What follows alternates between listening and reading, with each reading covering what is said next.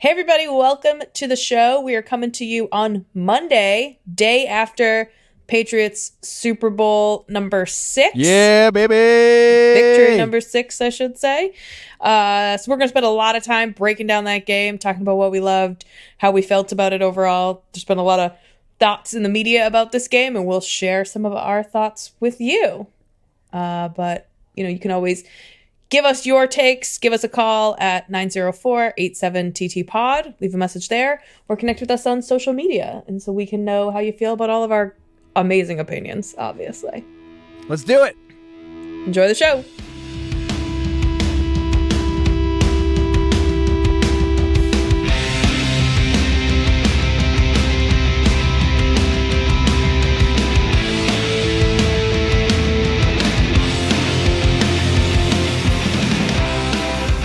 Hello, everybody. Welcome in to the Titletown Sports Podcast, episode 66. Wow. Another championship edition of the pod.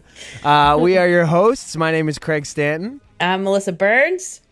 What's going on, Burnsy? Oh, what an exciting time to be a Boston sports fan. We are, for the Life second is time. great. For the second time in the relatively short lifespan of this podcast, we are our namesake has been fortified. Titletown. The New England Patriots have ended the brutal 100-day drought since the city's last championship, and we're feeling pretty freaking good about it. Yeah, we sure are. And, talk about a rebound coming off that Super Bowl loss from last year. So. Oh, you bet. Whew. It was all right. You want to get caught up with what's going on around town? Then we'll jump into some Super Bowl shenanigans. I sure do.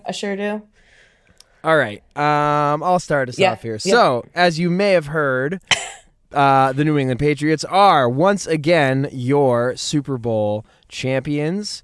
Yes. This is their 6th title. Fitting that this is episode 66. Ooh. 6th title for the Pats. That makes them tied with the Pittsburgh Steelers for the most championships in NFL franchise history. Not exactly the game itself is not exactly the type of high-scoring affair that NFL fans have grown accustomed to. Wasn't exactly year. a barn burner. Yeah. Yeah, no, you could say that again. And it actually set the record for the least points scored in a Super Bowl. Fun fact. But in the words of Super Bowl MVP Julian Edelman, I'll take an ugly win over a pretty loss any day. And so it was. The Patriots flew back on their fucking sick-ass Patriots airplane. Today, it's Monday.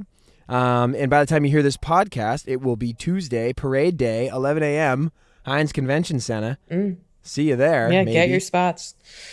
Should be nice out. Holy crap. The best part about today, other than fighting through my fucking vicious hangover, was the fact that it was like 60 degrees and sunny, and we just won the Super Bowl. It was great. It's supposed to be that way again tomorrow, too, so great day for a parade. Awesome. Tom Brady's now the winningest NFL player when it comes to Super Bowls. He's the only one with 6 rings, which I thought was interesting.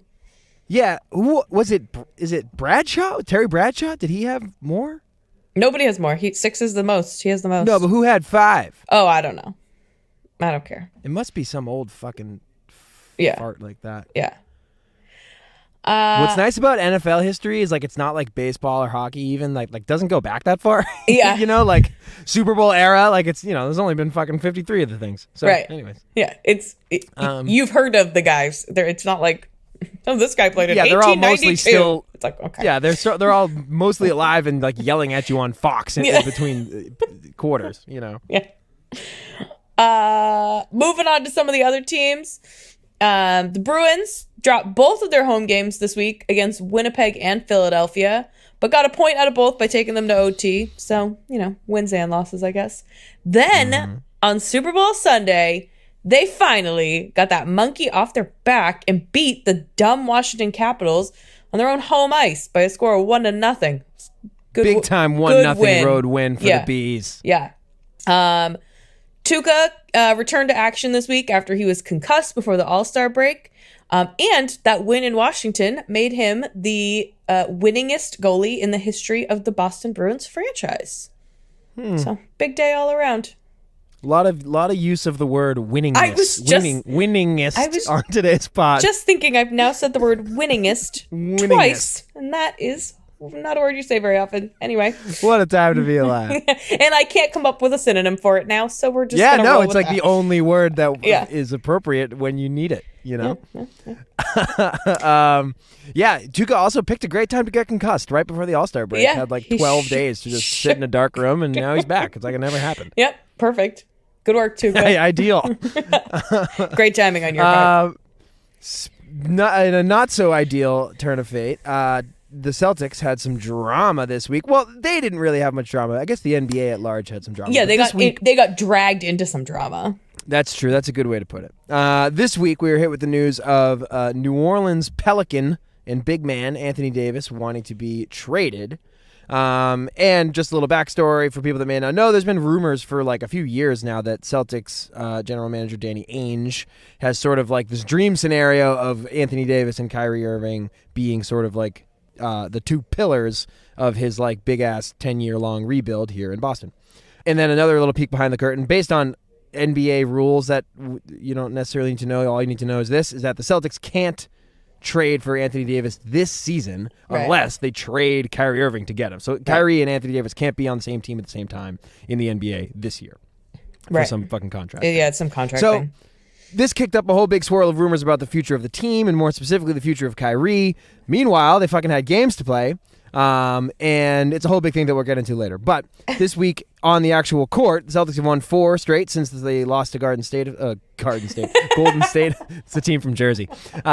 Since their loss to Golden State a few weeks ago, they beat the Nets, the Hornets, the Knicks, and the Thunder. That game was also on Super Bowl Sunday.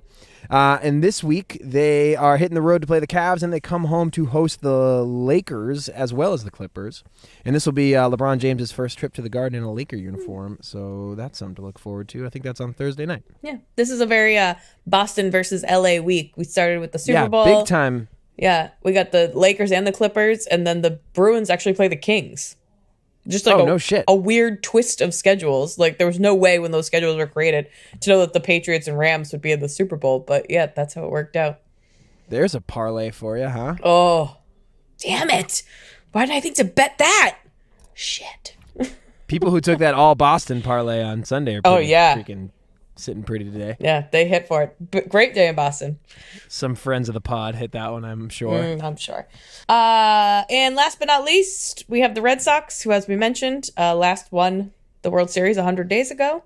And guess what? It's officially Truck Day. Means that is Truck the Day, baby! unofficial start of the baseball season. They literally load up a truck with all of their equipment at Fenway Park. They head on down to Florida for spring training. And I think pitchers and catchers report in about 9 days.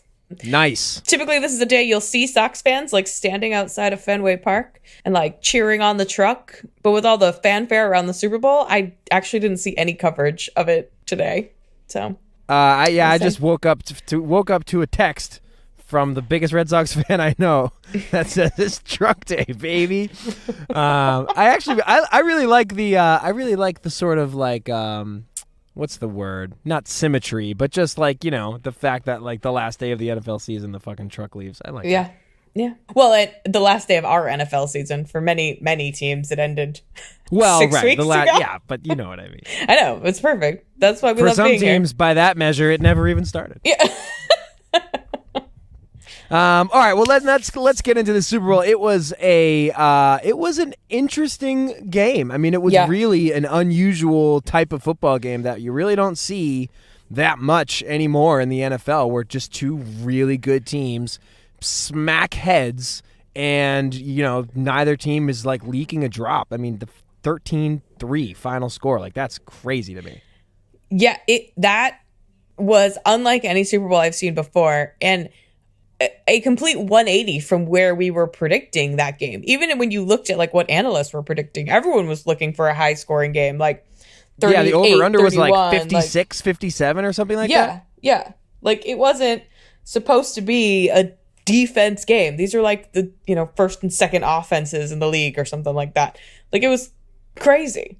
It was crazy. Yeah.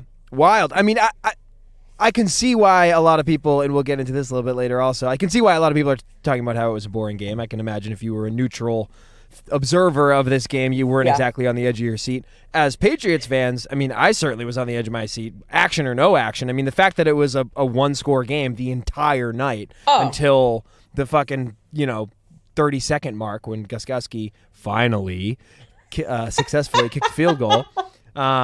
He had kicked one. I mean, that was like I'm just like so shell shocked after watching years of the Patriots having like bad defense that like, once the third quarter rolls around into the fourth, like I'm like, sitting there like they can't possibly shove it down their throats the entire game. Like they can't do this for 60 minutes. Like surely the Rams will score a touchdown at some point.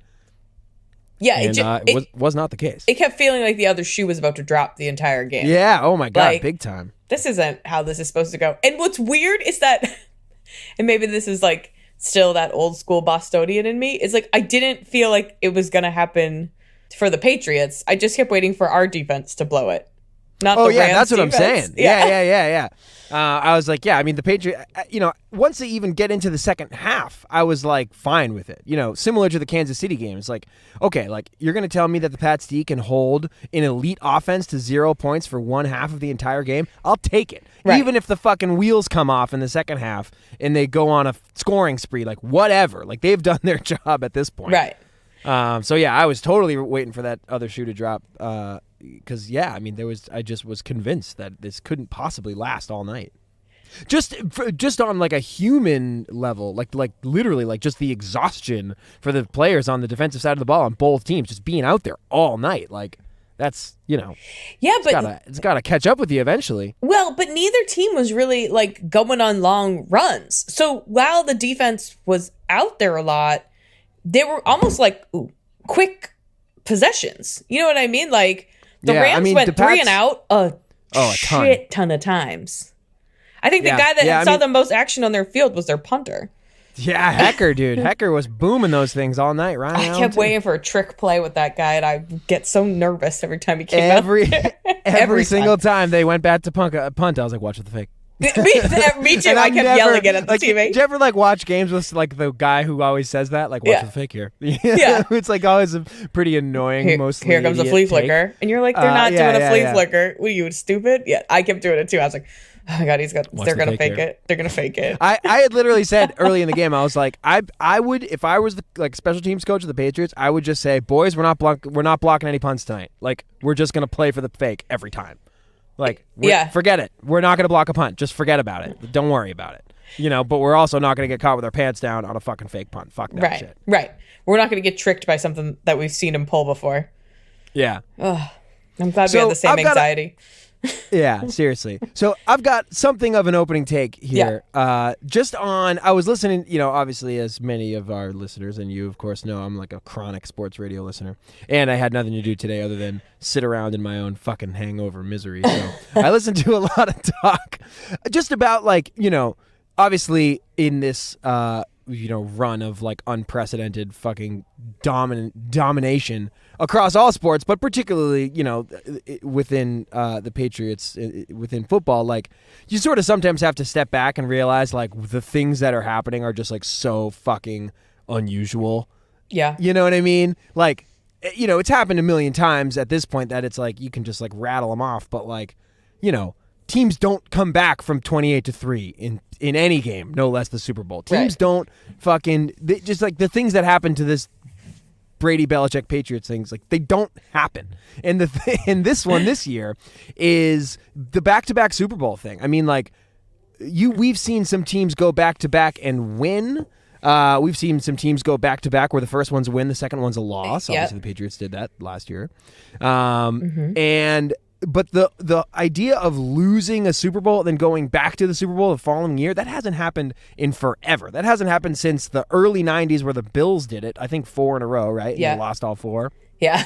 And before that, it hadn't happened since that early 70s Dolphins team, the undefeated Dolphins team, the year they were undefeated was after they had lost the Super Bowl the prior year. Mm-hmm. So, like, this it just doesn't happen. Like, that's just not how the NFL is.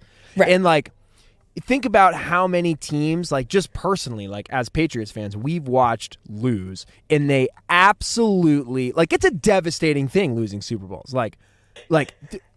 Who's heard from the Atlanta Falcons since 28-3, right? Like, they're dead. It's a wasteland. Like, it's over. You know, they have a like, beautiful stadium. What they do that really they were I think they did a nice job last night of highlighting that, because it does look like a wonderful place to watch a football game. And the Seahawks after Malcolm Butler, like that literally like shattered their brains. Yeah. Like that like broke the franchise. Like it divided the locker room, and there's people who are with Pete Carroll and against Pete Carroll, and it's just like, and the craziest part is like we had that moment. Like that moment happened to us last year. Right. Benching Malcolm Butler, is right up there with, throwing on the 1 yard line instead of handing off to Marshawn Lynch, or blowing a 28-3 lead in the third quarter of a Super Bowl. Like that was like a massive and singular failure and decision of one guy, the head coach, and to just be able to say, like, put that in the rear view and come back and go back to the Super Bowl and win the damn thing is just insane to me. Insane.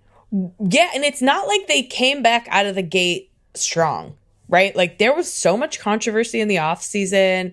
Brady and Belichick, and like, could this be the end for them? And Brady and Gronk not coming to, voluntary OTAs, right? Oh, God, yeah. And there was just so much, and you were like, oh, this is how it happens. Like, this is why the team that loses the Super Bowl doesn't make it back, sometimes to the playoffs, totally. With like very similar rosters. It's because there's so much emotion and such a letdown from that loss that it's like hard to stay together, and it's hard to like get over it in some ways. Yeah, absolutely. You're 100% right. This season, the off season, and then into the preseason and through the regular season had all the trappings of a Super Bowl hangover. Like, you couldn't have drawn it up any better from a devastating Super Bowl loss. So what do you have after that? You have division in the locker room. You have Rob Gronkowski, commenting on Malcolm Butler's Instagram, and we're all talking about that. You have Brady putting out videos, and Belichick fucking getting books written about him and putting out articles with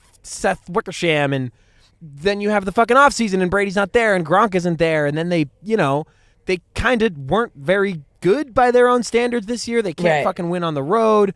They lose a bunch of players in the offseason also that they didn't really like replenish. Danny Amendola, Nate Solder, fucking what's-his-face, Dion Lewis. Like, it just had everything about it was like, oh yeah, well, I mean, I guess this is what happens when that happens. I guess this is how the other half lives. Yeah, totally. And really, it didn't look like that script had been flipped until the Chargers game, and then we said, holy fuck. Yeah, where did this team just come from? Good. That was a different kind of game. Yeah, I mean, it's wild, man. It really is crazy. I think that, like, I'm trying to think of a greater accomplishment, like season to season, than 17 losing in Super Bowl 52 to 18 winning in 53. Like, that to me is just like, I cannot believe that this team this year went to and won the Super Bowl. It's like blows my mind. Yeah, it's absolutely like unfathomable. It just never felt like a Super Bowl winning year. I mean, you talk about the Dolphins, right? And like, they lost that Super Bowl, and then they came back and had an undefeated season. That wasn't our season. Like, we were like, we didn't get better this year. In a lot of ways, we were worse than we were last year.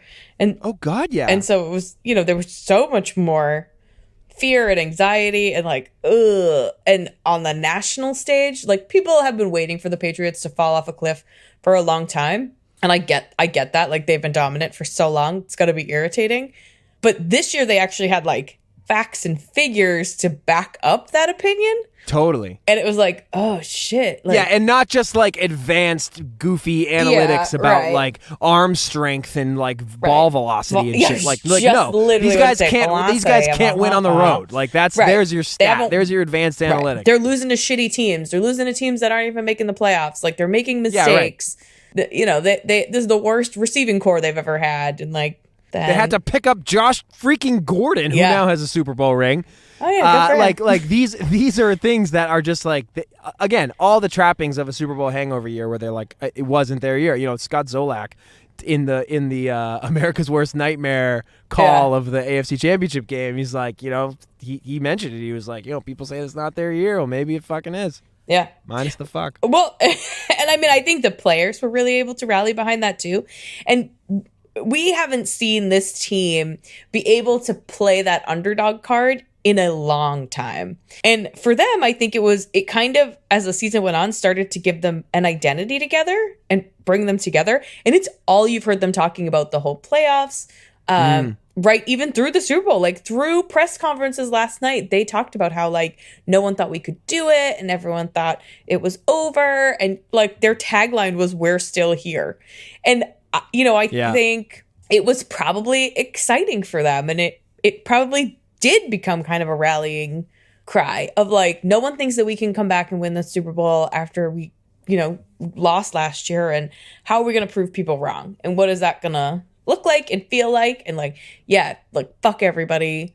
We're the best and we're going to show them why we're the best and no one can take that from us. Yeah, and we're not going to crumble. We're not Pete Carroll. We're not the Seahawks. We're not the Falcons. Like you know, pick your bird. Pick your Super Bowl loser of the last 10 years. The Carolina Panthers, you know what I mean? Yeah. Like there are plenty like Super Bowl history is littered with teams that lose the Super Bowl and then just fall apart. Yeah, and you know, sometimes it's contractual things, sometimes it's like locker room things, like the Pete Carroll shit, whatever. But like, there's a myriad of reasons why a team that loses the Super Bowl would like crumble, and it's just it's just crazy to me that this team this year was able to do that, because all the way through, I mean, the name of our episode like 4 weeks ago was the Suddenly Ordinary Patriots, right? After they lost those back-to-back games, the Miami game and the Pittsburgh game. Yeah. We're like, okay, so they're just another team now. They're just another team in the mix. You know, we'll see if they can get hot good, or not whatever. great. But like,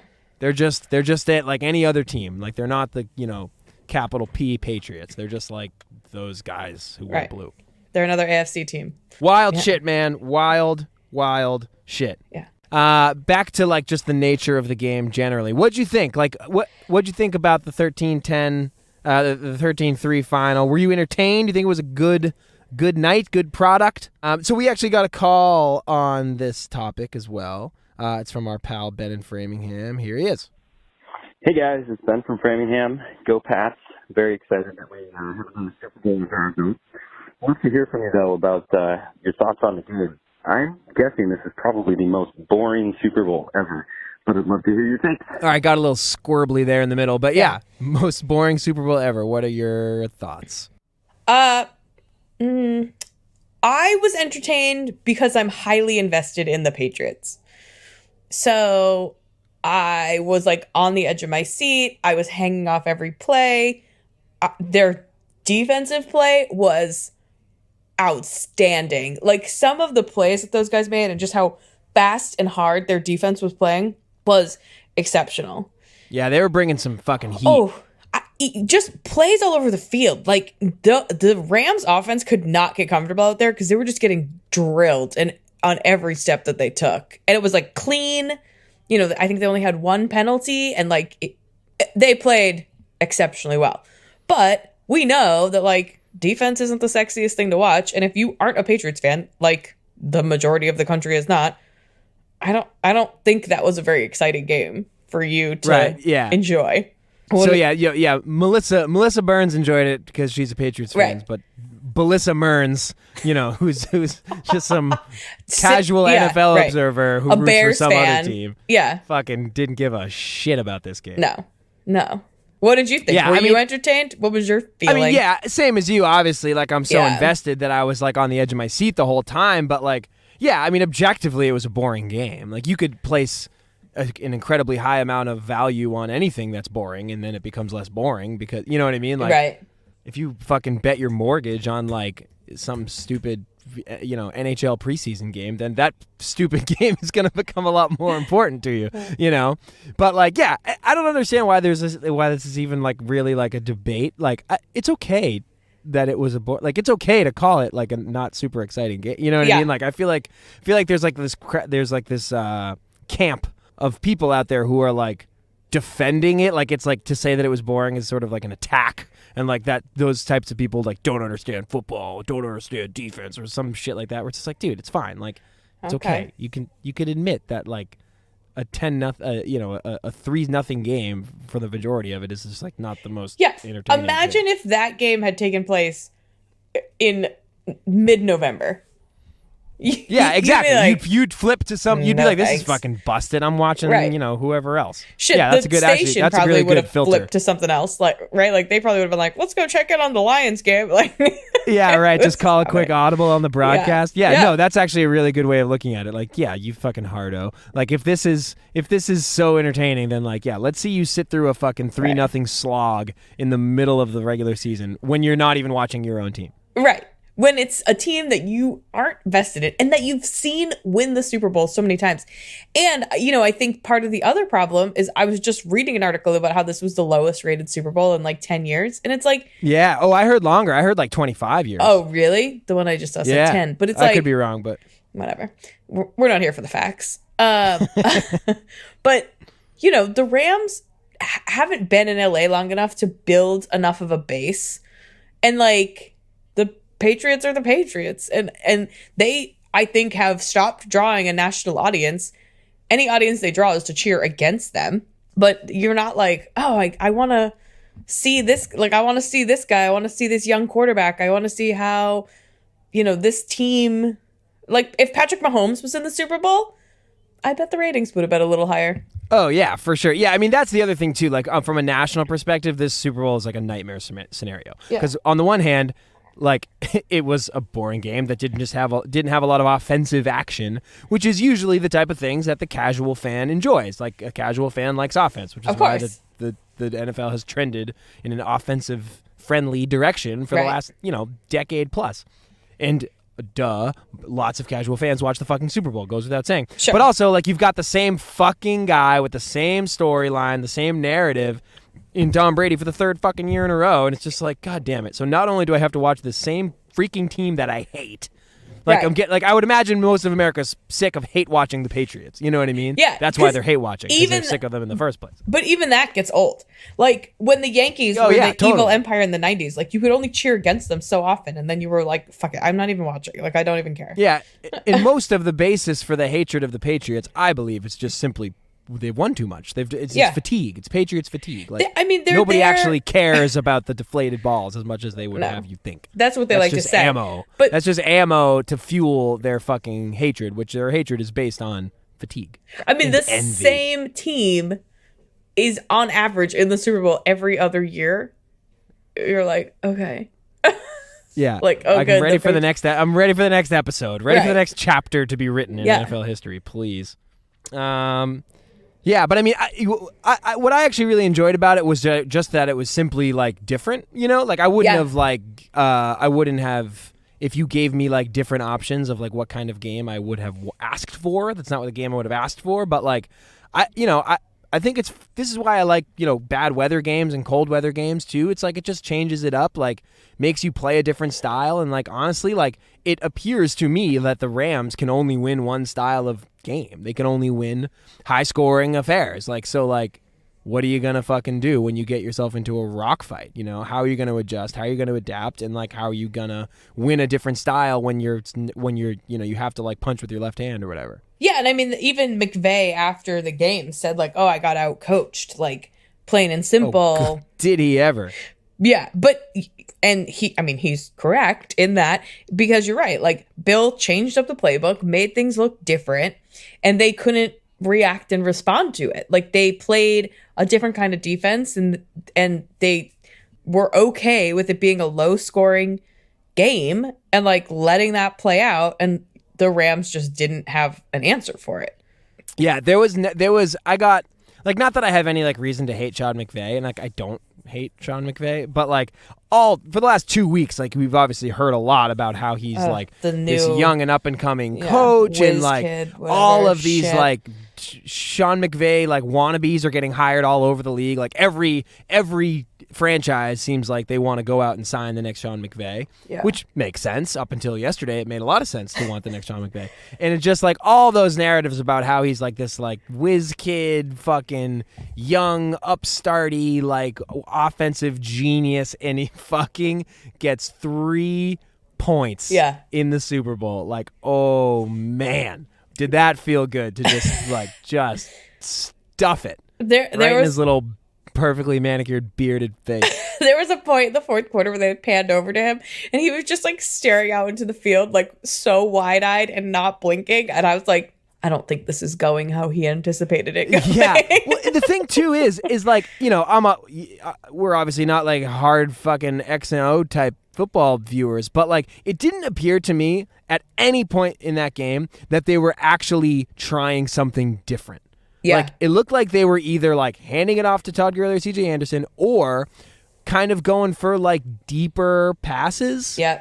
Like Yeah, something the Cooks beyond and like Woods, 10 or yeah. 12 yards. Like I was like, if you were in this game like this and like you need to give your defense a blow, you need to assemble a long drive, like clearly the deep stuff isn't there for you. Jared Goff does not have enough time to get back there and take like a 6 or 7 step drop and huck the ball 40 yards down the field. Like, don't you have to at some point change? Like maybe a little check down to the running back, maybe a little short pattern, like get the ball out quickly. Like, I don't know, man. Like whoever the offense, I mean, I guess they don't really, the offense runs through Sean McVay, but like Right. I would be, if I was a Rams fan, I'd be pissed. Like you literally just slammed your head into a fucking brick wall for 60 minutes all fucking night. But and you like, just kept like, this isn't working, but we don't know what else to do, so we'll but just we have stick no, with it. yeah, exactly. It's just like I don't know if it's stubbornnness or ineptitude or what, but like it was just, it did not appear that there was any adjustment whatsoever. Like, I don't know. Maybe I'm just accustomed to watching the Patriots like dink and dunk for 20 years. Yeah. That like whenever I see teams that like hand the ball off, and then they'll do some like play action deep ball.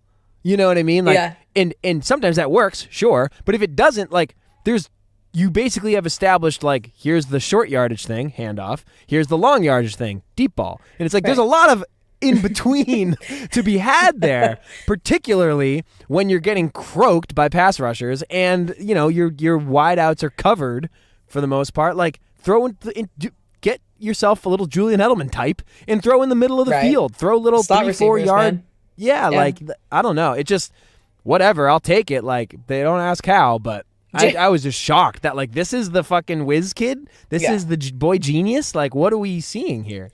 I mean, you know, Jared Goff did not have a great night. And by the end of that game, he looked like he wanted to be anywhere but on that field. He wanted out. He wanted out so bad. was That kid looks bleeding. like a little punk. He was uncomfortable. I mean, he was just getting tortured the entire game between like Hightower and Van Noy and Flowers and Lawrence Scott. Dude, everybody was getting in there. all Danny over Shelton him. got a sack. I was like, Yeah. Danny Shelton. He hasn't even been activated for the last Yeah. like 4 weeks. Yeah. And he, oh my God. I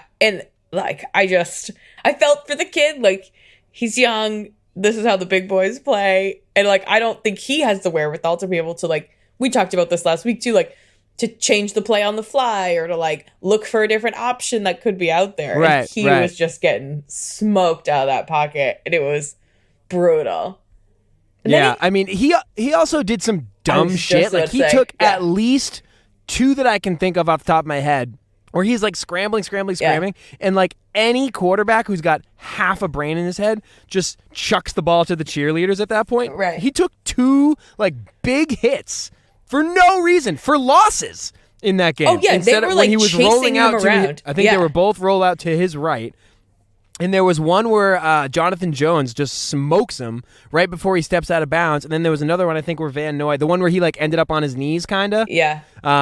Jared Goff did. And it's just like, what are you doing, dude? Like, you're just like taking hits like for fun? Like, what is wrong with you? Throw the ball away, you doofus. Well, and then there was he got called for a false start. The false start. Oh my god! Have you ever Did you seen know a that was quarterback- even possible? No. I didn't know either. The quarterback could get a false start, but I was like, how does that even happen? Like, how is the guy whose job it is to snap the ball Right. jump? Like, When they called a false start, I was like, on who? And On then they who? called Yeah, Goff, and I was like, what? Is that like, it's like a balk, basically, in baseball. I was yeah, like, seriously. I- I literally did not know I- that was a possible thing. yeah, I've That never you could, seen that that the before. quarterback could commit a false start penalty. That was that's how you know that like Goff was a fucking total rockhead. Yeah. Like this dude is literally just a puppet for Sean McVay to control from the sidelines, and he's just like he's literally a warm body with a big arm. Yeah. Who can just like But even then, like he obviously had a tough night again because the Pats defense was just bawling. But like, man, yeah, he looked inept. And part of that is, I think, him being somewhat inept. And the other part of that is obviously the Patriots making him look inept. But like, oh man, Yeah. he looked rough. Yeah. He was ready to go home at the end of that. You know who's probably psyched fucking to watch how this Super Bowl played out? Who? Dolphins fans. Oh, 'Cause yeah. our boy Brian Flores, we hardly Yeah. knew ye. 1 year know. in as de facto defensive coordinator, and he is gone. Head coach of the Miami Yeah. Dolphins. See you later, Brian Flores. This was a fun one. You know who probably had a bad time watching that defense play? Hagrid, Matt Patricia. Yeah, exactly. Accurate. Yeah, because it's pretty much the same lineup. It is like except for basically Malcolm the same Butler, defense. which he didn't play. And it's like what Brian Flores was able to get that defense to do that he couldn't get them to do. And then the way he has struggled with the Lions this year, it's like, yikes. Yeah, seriously. Not and a you good can just look. tell, like, I feel like there's a little moment that I loved in this game. Yep. So Pat Chung, who's like a bit of an unsung hero, like Yeah. a lot of Patriots safeties, like the Patriots typically their safeties just get the fuck back on any given play and just like hang out and make sure that like they don't get burned by a deep ball. Mm-hmm. So like Patriot safeties don't get a lot of love. They don't exactly like ball hawk, But like Pat Chung is a really important part of that defense, and he fucking snaps his arm in this game. Oof. And I was so fired up when they the camera panned back to the sideline like a little while after he was like officially ruled out, and he's back, like uniform still on, air cast still on. He obviously just like went to the locker room, got an X-ray, and he was like, okay, sick, I can't play, but I'm not gonna fucking hang out in here. Yeah. Like the fact that he was back on the sideline, I was like, that's fucking awesome. Like that's a sign that like I don't know. I get the sense that like the defense just really loves the style that Brian Flores wants them to play. Like who wouldn't? Like right? Like you get to blitz and you get to rush the passer, and the Patricia Belichick defenses for all those years were just like, back up, keep it all in front of you, give away the middle of the field, like just don't get burned by like long plays over the top, and just like that's just got to be frustrating, Yeah. Like this defense plays downhill. Like they fucking get after it. Yeah, and they, I mean, it was just a perfectly executed game plan by them. And I think the more it works, the more excited they get to keep doing it. And they probably just felt like free and loose, and like they were able to play hard and like not be afraid. Just ball. Right. And like trust their instincts. There was even a play, and I was just trying to look it up. One of the McCourty brothers, there was like a blown coverage, and Goff actually connected with a receiver, and a McCourty brother came sprinting across the field and like took the guy out and saved the touchdown, essentially. Oh yeah. And it was it was Brandon Cooks in the end zone. I would Yeah. have won $500 if he caught that ball. sorry about that. But it was one of it's those okay. it was one of those moments where like you see teamwork at its best, because like here's a guy saying, that's not my job, but I need to like, I know what the smart play is here, and like Right. I'm gonna hustle my ass off to get to that guy and prevent the touchdown. Like that's what I need to do right now. Yeah, that was a game saver right Yeah. there. I mean, like that wouldn't have actually won the game, but like that was the type of thing that's all the Rams needed. I mean, like this game was determined by a touchdown. Like it felt at a certain point that the first team to score a touchdown wins. Right. We went 3 quarters without anybody getting on the board. There was just the one field goal that stood the whole time. But Yeah, I mean, that was a huge play. That was another Jared Goff stupid thing, though, because I don't know whether the pressure had got to him or whatever. Like, I haven't seen a replay. But if he just gunned that ball in there, like just threw a fucking laser beam, that's a touchdown. He fucking ballooned that thing way up there. Yeah. And, like, that's what gave Jason McCourty the time to, like, cut across a third of the field and, like, put a hand on it. But, I mean, Brandon Cooks was standing there ready to basically fair catch the thing. Yeah. But if Jared Goff fucking wires that to him, like, that's a touchdown all day. All right, Les, we're just sorting through some other random thoughts here. I did mention the field goal. What'd I tell you, people? Jesus. Stevie G, you can book it next year. Whatever the biggest game of the season is, whether it's the Super Bowl, the AFC Championship game, or whatever, this man will miss a kick. Oh, my God.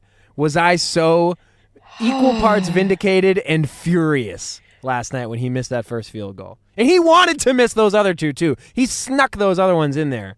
Those were not drilled down the middle, the two kicks that he did make. It's not like there was weather or wind. The roof was closed. They were inside. Yeah, you're in a fucking dome, dude. Like, oh my God. I couldn't believe it. I mean, I wasn't surprised, but I just, unreal.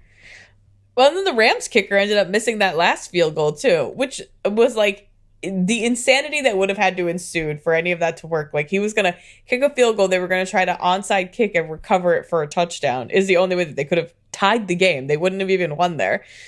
And Tony Romo was like walking through all these scenarios. And I was like, you're stressing me out. You're giving me so much anxiety. Can this happen? This can't happen. This is a stupid kind of thing that would happen to the Patriots, though. And then the guy just shanks the field goal, and I was like, oh, well. Well, that cleans it up. That cleans up the possible outcomes to 1. Yeah, that was a good moment just because, like, it didn't matter. Like, if he made it, it would have been superficial. But, like, the fact that he missed it was just so fucking awesome. Yeah. And Jim Nantz, right before Gostkowski went out to kick, is like, oh, this stadium has had 31 of 31 field goals made in this season. And even Tony Romo was like, what's wrong with you? Why would you say that? Did he say that before the Gostkowski kick? Yeah, right before it. I missed that. And then, because I was like, what a fucking jinx. And so then anything else he would say during the broadcast, Tony Romo was like, you calling that one too? Like, was like kind of giving him a hard time for it. Like, you fucking little shit. Yeah, you're ruining everyone's bets out here, buddy. That's funny. Yeah, well, the kicker did what he does, missing kicks in big games. I guess there's nobody out there that's better. Whatever. Well, I mean, come up with another option and we'll see. You know what else I also really liked from this game? And from the last couple games, really? I mean, like, looking at the postseason overall, like, the Patriots defense was just insane. What was it? I saw a stat somewhere that they played... So the Chiefs and the Rams were 1-2 in basically every offensive statistic all year. And the Chargers were no slouch either. And the Pats defense only let up 1 touchdown in 6 quarters of play, the first half of all 3 playoff games. Wow. 1 touchdown allowed. It's like, whoa. That's fucking ballsy. And if you think about just the advantage that gives the offense, I mean, like, if you can keep a team off the board like that for half the game, like, come on, that's fucking sick. It allows you to find your rhythm. This is going way back in time to the beginning of the game. I was shocked when the Rams won the coin toss and elected to defer. Yes, I agree. I was also like, shocked by that. Oh, I feel like we've seen... Have you guys been watching the playoffs? Right. Have you been watching their, like, epic long drives? And I mean, I guess, like, McVay had trust in his defense, and it paid off. Like, Brady threw a pick on that first drive, and I was like, oh, God. Fuck. It's happening. There's another thing that you again. can fucking set your watch by. Brady in the first quarter of these Super Bowls. Jesus. Man, for a guy that's been there as often as he has, he gets the yips, man. Every ball that he was even throwing in the first quarter too, aside from the pick, like they were all high, like everybody was jumping. Yeah. You know, everything was coming in over people's heads. Like, he was not. I mean, again, he's going against like an all-world pass rush, so, like, you know, obviously that's a factor. But yeah, he looked like he was a little too fucking amped up for this one early on. Oh, that pick was such a kick in the balls. I mean, I suppose you can't really get on McVay too hard for the coin flip in that case. Right, maybe I they were guess, just but I maybe was they were just surprised. studying, Patriots opening Super drives Bowl like crazy, opening drives. and felt like they knew what they were going to do. And I mean, I guess it worked out. Yeah, But I was at the time, I was like, is this guy serious? Yeah, I was like, has he been watching the league? Right, it feels like a bad choice. Man, big night though. Big night. 6th ring. We happened. have one more call. Oh, that's true. Yeah. Our buddy Dan in New Hampshire. Here he comes. Hey, this is Dan from Concord. I find it incredible that after 18 seasons, Belichick has found a way to not lose the locker room. He finds a way to motivate that doesn't get stale, especially after the troubles they had this year. He could have easily lost the locker room, and he never does, and it's so impressive. Secondly, are Patriots fans beginning to become numb to the success? I've heard so many people say the game was boring, like a Super Bowl win isn't enough. You guys are great. Thanks, guys. Oh, you can hear the exasperation in his voice complaining about the fucking a-hole Patriots fans. So 2-part question. Yeah. One, the Belichick holding on to the locker room thing. I mean, for a guy that doesn't appear from the outside to be overly gifted with like lots of charisma. I mean, I don't know how he does it, but he does. Like, it's wild to me. I mean, that goes kind of back to like what I said at the beginning of the show. Just this team this year after what happened last year. Yeah, It's just crazy that he was able to do what he did. Yeah, and I think he's learned to adapt. Like, I think as the players have adapted and like the league has changed, like he has learned to like change his style. I also think he does a good job with the like reinforcement of things too, and not to us. Like, we see shitty Bill Belichick that's like, we're on to Cincinnati, whatever the fuck he said. Right. But like when Blowing you hear snot him rockets at the media. Yeah. When you hear him talking like after the Super Bowl and just some of the things he said and like the way he talks about his players, I think it shows like the respect that he has and like his trust in them to execute at their highest level possible. And like he'll do anything to help them get there. And so you like that is who I imagine he is in the locker room and on the practice field and behind the scenes. We just see like dick persona that is like his media. Right. But I doubt that's how he is with his players. Well, right, but I mean, I can't imagine he's fucking all touchy-feely. Like, No, you mentioned who wants changing that? styles. They're grown like, men. Right. You mentioned changing styles. Yeah. I would argue that he's changed the style of play on the field, but I don't think he's changed his like style of like coaching, like interpersonally. I mean, you know what I mean? Like, he's a fucking hard guy to play for. Like, that's he doesn't People fucking say take it's any no shit, fun. man. Like, Yeah. totally. Well, but I mean, I think even like this offseason, he tried to do more fun things. Like he took them to play cornhole at Fenway Park. And it's like he's never done that before. But right. Yeah, that's a good point. Maybe he did learn a little bit from last year. And so he focused more on the team building aspect of things and like letting the guys get to spend time just as people together and not as players on the field. And like, how does that ultimately help the team, in the long run? Yeah, I also think it is, not that I want to take anything away from Bill Belichick. Like, obviously, the fact that he's done what he's done as a head coach in the league is incredible and unprecedented and will never be duplicated in all likelihood. But I think it also helps to have basically a coach on the field, like Tom Brady. Yes. Like he's management. He's been management. NFL quarterbacks, the good ones, are basically like satellite coaches. Right. And so having Brady in, on the player side, like, and that's why the Brady-Belichick relationship is so important because, you can have rifts between players and coaching staffs and whatever. But, I mean, I think Brady being the, Belichick being the brains of the operation and Brady being the physical embodiment as well as, a good set of brains of the operation as well. You know what I mean? Like, he's the proof that you can win and he's the proof that, it works. It can all come together and it can work, It's not just like schemes on paper. Like it's here's a real actual living, breathing football player that's had an unprecedented level of success by following my instructions. I'm Bill Belichick. Nice to meet you. All right. So then second part of the question, do you think Pats fans are beginning to get numb and complacent with the success of their team and presumably teams because, let's just assume that they're rooting for all four here. I don't think so. I think the fact that you saw 35,000 people show up to the rally, I think the fact they're predicting 2 million people to come to the parade tomorrow shows that that people are still loving it. And I think people know how unique and unprecedented this is, and that it's not likely to happen again, ever, or certainly not in our lifetimes.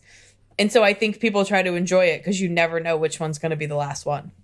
Yeah, I agree. I don't think we're enjoying it any less. One thing that I think we often do as Patriots fans, and it's hard to you almost can't help it, because we were talking about this a little bit last week, where there's just so much data.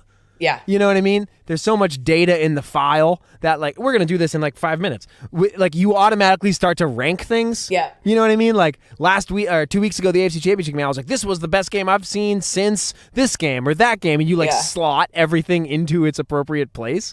Where, like, other fan bases watch us do that, and they're like, what are you, soft? Yeah. Like, you just ranked this, you just ranked this, like, your third favorite Super Bowl championship? Like, oh, wow.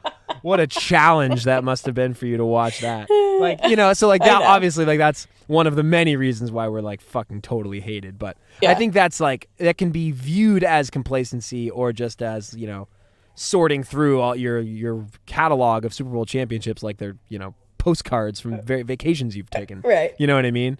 When really it should be treated like walking on the fucking moon. Like, it's like a once in a lifetime. Yeah. Like, most people never do it type of thing. It's not like, what did you like better, fucking Tampa or we went to the Grand Canyon? Yeah. I hated going to Minnesota. It was too cold. Wow. Good question, though, Dan. Yeah. Well, that was a lot. Shall we move on to our lightning round? We shall.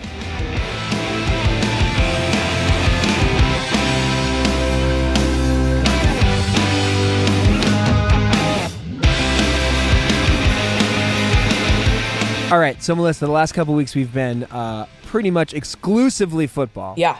And we've missed out on a fair amount of news in other areas, so we're going to open up this lightning round to just be all inclusive. Hodgepodge. A hodgepodge, indeed. Would you like to begin, or would you like me? I'll begin. All right. So, a bit of an old story at this point, but last week we saw old friend Mariano Rivera voted into the Baseball Hall of Fame with 100% of the vote. He was the first ever unanimous vote into the Baseball Hall of Fame. Because those BBWAA writers are a bunch of dicks. Yeah, they're loosening up in their old age. Yeah. Do you think that he was worthy of the honor of being the first? I do think that Mariano Rivera was worthy of the honor of being the first unanimous vote. I don't think he was the first player to be worthy of it. Like, I think there's been many players before him who have also been worthy, and just because the fucking people who vote on this thing are stubborn and stupid and apply a silly standard to their vote by saying, like, oh, back when nobody cared about this vote and there literally was no Baseball Hall of Fame, Babe Ruth didn't get a unanimous vote, therefore no one should. It's just like this dumb fucking old guy thing. Right. So yeah, I'm glad it's over. I'm glad that's dumb, because there are plenty of players who are unanimous first ballot Hall of Famers, as there should be. Mariano Rivera, definitely one of them. Yeah. Love it. Love it. Quick Bruins question for you, Melissa. Yes. This week, our buddy Tuukka Rask became the winningest goalie in Bruins franchise history.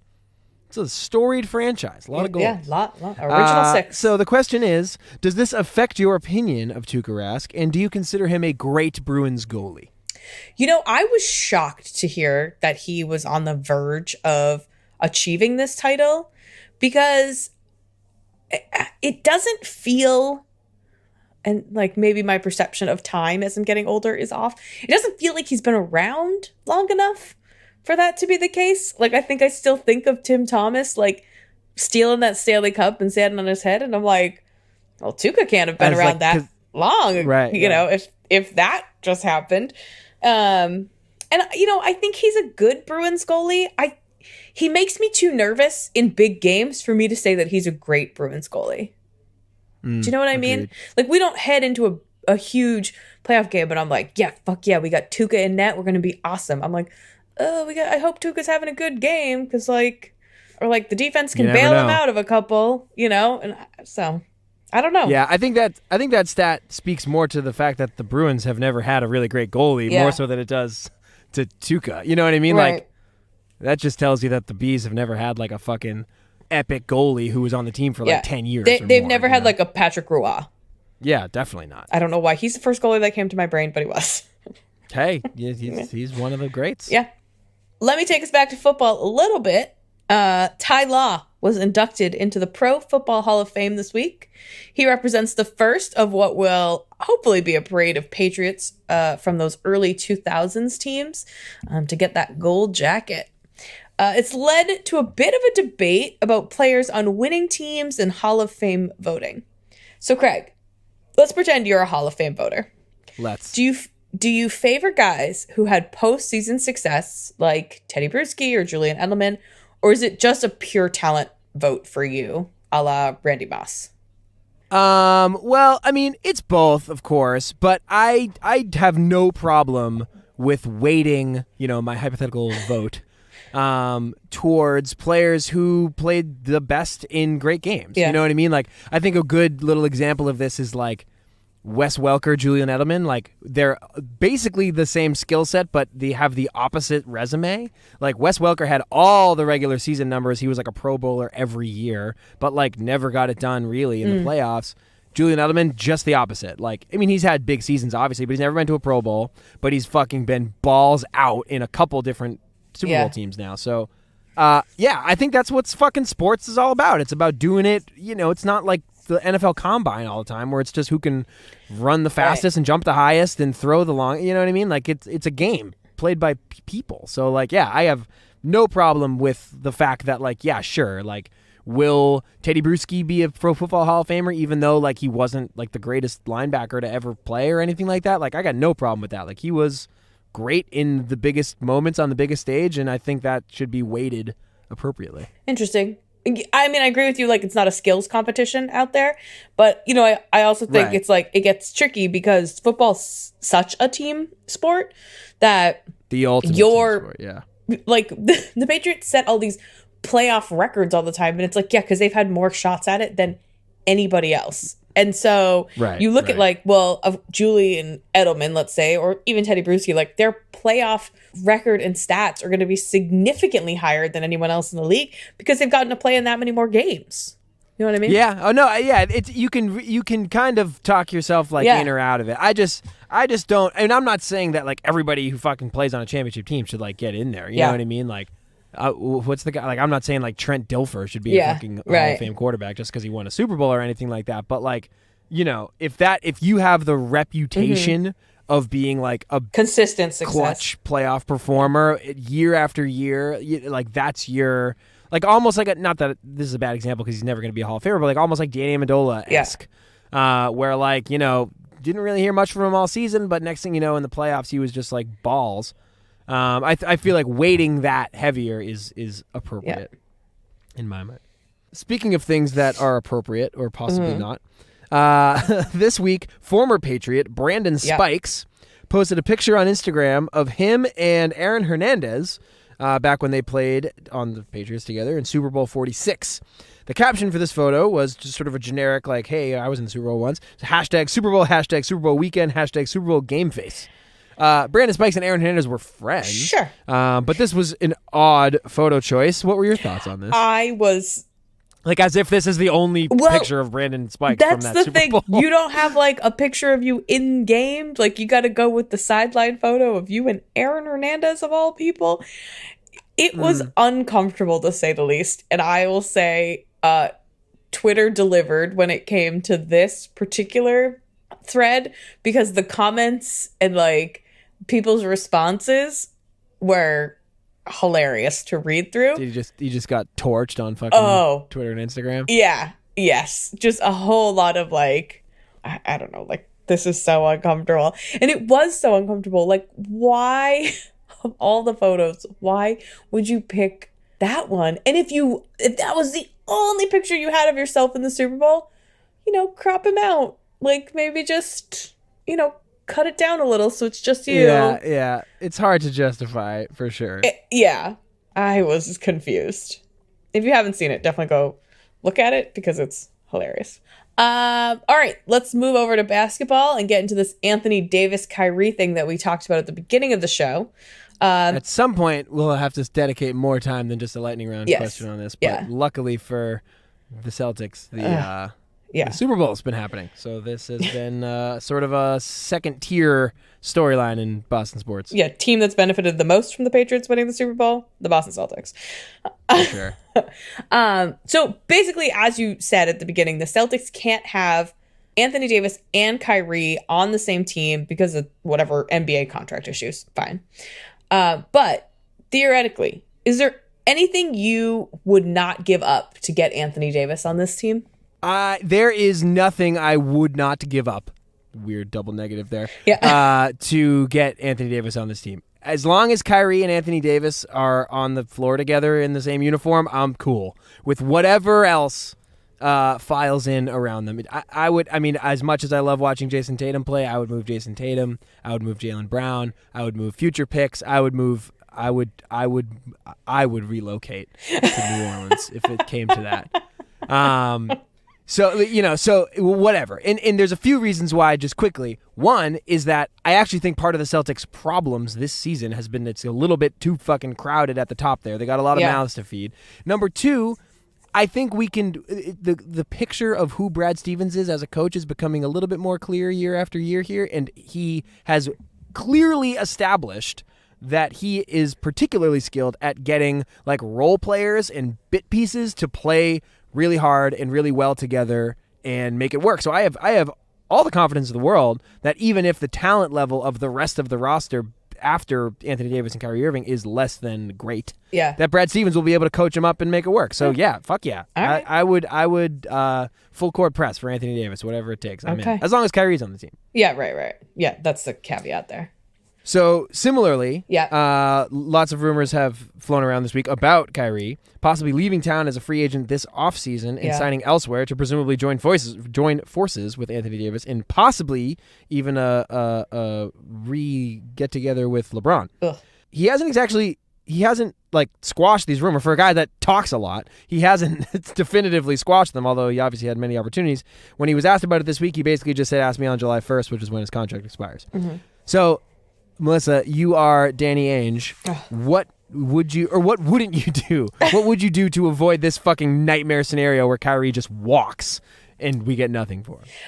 I mean, I think that you have to start the conversation with Kyrie, but I think you have to keep it very low key and very behind the scenes. Like, if I were Danny, my public persona would be, hey, Kyrie's a part of this team. He's committed to being here. He plays hard. Like, he bleeds green every night when he's on that floor. And like, we trust him to do the best that he can as a Boston Celtic. And we look forward to having him here for many more years. And then I think behind the scenes, you have to talk to him and just kind of find out like, hey, like, what's going on? Yeah, like, dude. are you What's the just deal, are you man? just Like, just frustrated by the media asking you constantly when you've already said that you're staying? Like, is that it? Because like, I get that. Or is there something else going on that we need to like address from a team level that you're seeing and maybe we're not seeing or we're not addressing? And just kind of like, because part of it could literally just be, he's like, fuck this, stop asking me. I told you at the beginning of the season that I wanted to stay here and I wanted to re-up. And like, I don't know why you can't just take me at that. Like, is he just so unaware of how his own actions are perpetuating the rumor that he's getting irritated? It's entirely possible. I mean, whatever it is, I mean, that's a good step for sure. If he hasn't taken that step yet, he has to. Yeah. Danny Ainge, that is. But like, I mean, Kyrie leaving, that is nightmare. the literal worst case, no doubt about it, nightmare scenario. This 10-year rebuild has culminated in the acquisition of a legit NBA super duper star whose name is Kyrie Irving. And if he just walks out the front door for nothing, then like it was all for naught. Literally a little less than 10 years of a rebuild for Jack. So that would be horrific. Yeah, and I think particularly kicking the balls if he goes to fucking LA and plays with LeBron. If he goes and plays with LeBron again, I would hate him. Oh, I think lots of people outside of Boston and beyond would lose a lot of respect for Kyrie if he fucking leaves the C's high and dry, for sure. I think long term it also makes the Celtics' ability to draw in free agents that much harder if Kyrie doesn't stay. Oh, God, yeah. They take like 1,000 steps backwards Yeah. if he's gone. Bad news. Oh man, I don't even want to Yeah. think about it. That's just Not even trying to hear such that. a nightmare. Yeah. Nightmare. Anyways, all right. To end on a lighter note, Yes. we're gonna do the thing that Dan from Concord hates, Told us not to which do. is or that I assumed that Dan from Concord hates. Yeah. Which is ranking Super Bowls. So, Yes. Melissa, I want to know, what was your favorite Patriots Super Bowl victory and why? Perhaps what was it last night? Perhaps. Well, Craig, my favorite Super Bowl victory is the next one. Wow. But of ones that have already been played, I think my favorite is gonna be the Falcons, the 28-3 comeback. 'Cause Yeah? that Nice. comeback and the fact that like people still torment Matt Ryan with it makes me laugh all the time. And it was like the Brady Deflategate suspension year, and to watch Goodell That's have to true. hand him that fucking trophy, like true. oh god, it was just pure delight. That was the Brady FU tour. Yeah. How about No yours? doubt about it. Mine was 49, Seattle game. Yeah, it was a good one. Short version of a longer story. I'm a somewhat young person. In those early Patriots Super Bowls, I was like a young kid. I was 11 in 01, like I was Jesus. 13 and 14 in 03 and 04. And at that age, I wasn't like a huge sports fan. Like my family was, so I would watch, but like I wasn't Yeah. like wicked into it. I just wanted to like skateboard and play punk rock. Oh, So cool. anyways, like by the time as I got a little older, I started caring more and more. And then, basically, long story short, is by the time that they were in that Super Bowl, all I had seen them do is not win the Super Bowl. You know what I mean? Like I started like really giving a shit in like basically like 2007, like the undefeated year. So you just that's when I saw like them really lose to started the to care. Giants. And so then like boom, devastating loss. Next year Brady's injured. Following year's 09, they sort of sucked. Yeah. 10, they lose in the divisional round. 11, they lose the Super Bowl. 12, they lose somewhere along the way. 13, and I'm just like, Yeah. so basically everybody's talking about how great the fucking old days was, and I wasn't even paying attention back then. Yeah. So at 49, to me, when they broke through and, snatched victory from the jaws of defeat with the Malcolm Butler interception, like that was like, for me, like that was like my own little personal 2001. Yeah. So yeah, that one's fucking up there for me. They always have to make it so fucking dramatic. Anyway. Well, yeah, totally. That's why this one was so interesting. It was just such a it was still dramatic, but it was just Yeah. like a totally different Yeah. brand Right. of drama. You didn't need you last know. minute heroics and the other team to just do something stupid to win. Right. It was just a fucking war. It was just Yeah. a rock fight. Yeah. But they did it again, Melissa. They fucking did it again. Proving us right with the title town coming out of Boston. I wonder what next year's slogan's going to be. Oh, I don't know. Like they did like strive for 5 and like blitz for 6 and Yeah. that kind of stuff. Yeah. What do you do for 7? I don't know. Stay tuned for next week Yeah. and we'll have some fun ideas. Find out. Yeah. All right. This was a long one. We should get the hell out of here. Yeah, let's bounce. Give the people some of their life back. Thanks for listening. If you want to connect with us, you can find us on any and all social media at Titletown Pod. That's true. And if you want to get in on the show, you can give us a call, leave us your take. The phone number is 904-87-TT-POD. Leave us a voicemail and we'll play on the pod. Yep. And we'll see you next week. Bye. Later.